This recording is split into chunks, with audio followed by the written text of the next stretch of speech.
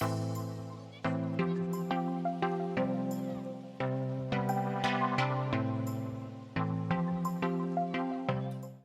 everyone, Mike with MJ Skill Modeling here again with another video. We are going to be painting our SD KFC 234-1 today. Got a scheme picked out and everything like that. So we're going to be working on that. It's going to be a little bit of extra work with the masking and the taping and all that stuff, but I think it's going to work out pretty good. So let's get right into it and let's paint this model. Okay, let's do it. So this is the color scheme I think I'm gonna go with. So I picked up my colors for the base color of the tan. We're gonna go with XF59 Desert Yellow. Then for the brown, we're gonna have the red brown XF64, and then for the green, we're gonna have XF26 Deep Green.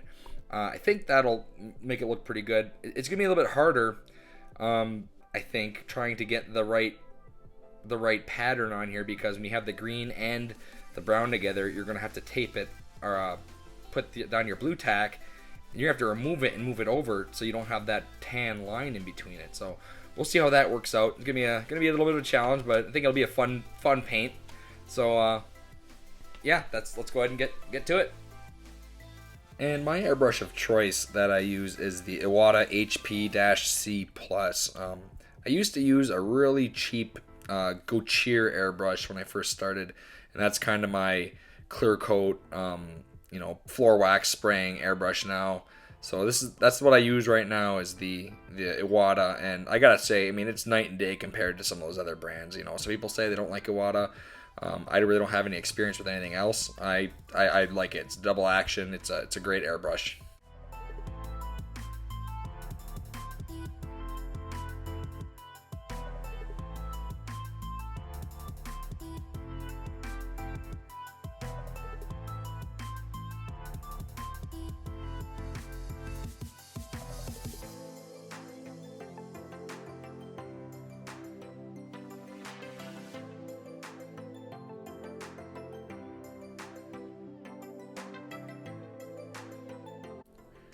One of the big challenges of this paint job, and really any vehicle that has an open top fighting compartment, is I had to try to prevent overspray from getting inside the turret area. You don't want that to be all sprayed all willy-nilly all over in there and over the weapon system and stuff.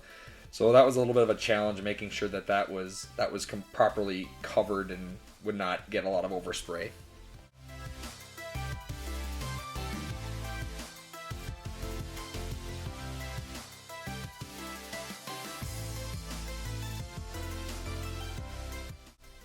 And of course, everyone knows I'm using here is the blue tack adhesive, and that stuff works really, really good for making your camouflage lines. The only thing I notice is sometimes it doesn't want to stick really good, especially after you roll it into the little snakes, So you kind of gotta tap it down with the tip of your, like I'm doing right here, the very tip of the your tweezers or something like that. It adheres it pretty good, and you can kind of mold it so you don't have any bulges or anything like that too, which is kind of nice.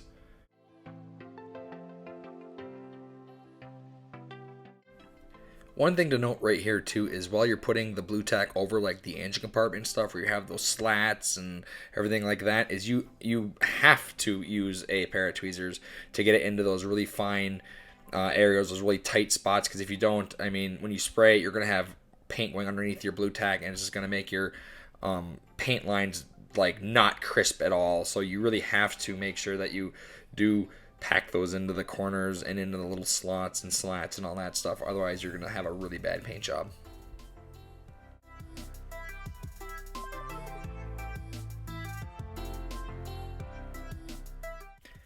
And now I'm at the point where I'm doing the long, tedious task of covering up all the areas that I want to remain the desert tan that I don't want paint on. So very time consuming, very slow. I mean, put on a movie while you do it, or listen to some tunes, because it's a process, but it's kind of one of those processes that you just kind of just go on autopilot and do it, and it's kind of relaxing actually, so I don't mind it.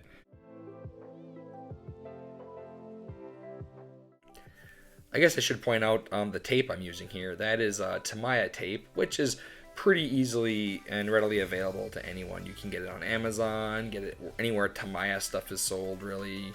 your local hobby shops. I actually got mine from our local hobby shop here in the UP, which unfortunately did end up closing down. But it's really easily available elsewhere, you know, so not hard to find.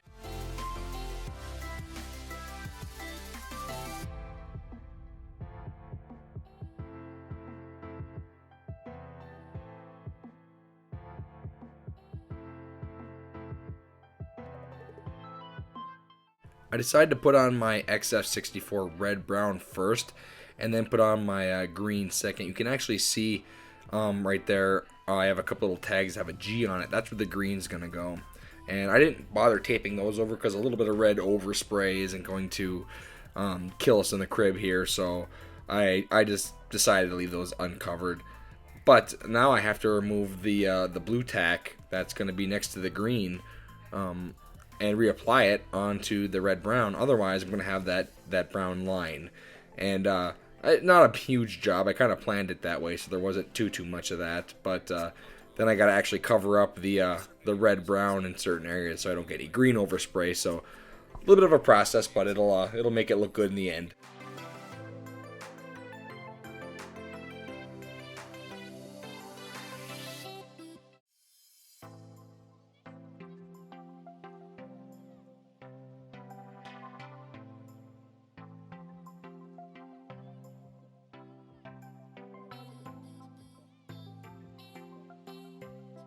And now my favorite part, the unmasking, where it looks like a beautiful butterfly coming out of its cocoon.